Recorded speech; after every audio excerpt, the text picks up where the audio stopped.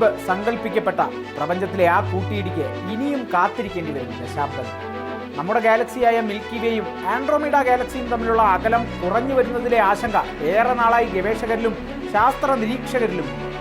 നിലവിൽ 2.5 മില്യൺ പ്രകാശവർഷം അകലെയുള്ള Andromeda Galaxy സെക്കൻഡിൽ 110 കിലോമീറ്റർ വേഗത്തിലാണ് മിൽക്കി വേയിലേക്ക് അടുക്കുന്നത്. ഈ ഗാലക്സികളുടെ ലയനം അനിവാര്യമാണെന്ന് ഒരു കാലത്ത് ശാസ്ത്രജ്ഞർ കരുതിയിരുന്നെങ്കിലും സമീപകാല പഠനങ്ങൾ ആ ലയനത്തെ ഭയത്തോടെയാണ് നിരീക്ഷിക്കുന്നത്. അടുത്ത 10 ബില്യൺ വർഷത്തേക്ക് കൂട്ടിയിടി സാധ്യത 50-50 ആണെന്നാണ് പഠനങ്ങൾ സൂചിപ്പിക്കുന്നത്. എന്നാൽ പാതയിലുള്ള ചെറു ഗാലക്സികൾ ഈ കൂട്ടിയിടിയുടെ സാധ്യത കുറയ്ക്കുമെന്നുമുള്ള അനുമാനങ്ങളും അന്തരീക്ഷത്തിലുണ്ട്.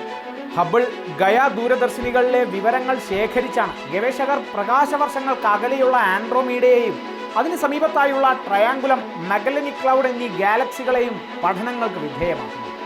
ഈ ചെറു ഗാലക്സികളുടെ ഗുരുത്വാകർഷണ ശക്തി ആൻഡ്രോമീഡയുടെ പാതയിൽ വലിയ സ്വാധീനമാണ് ചെലുത്തുന്നത്.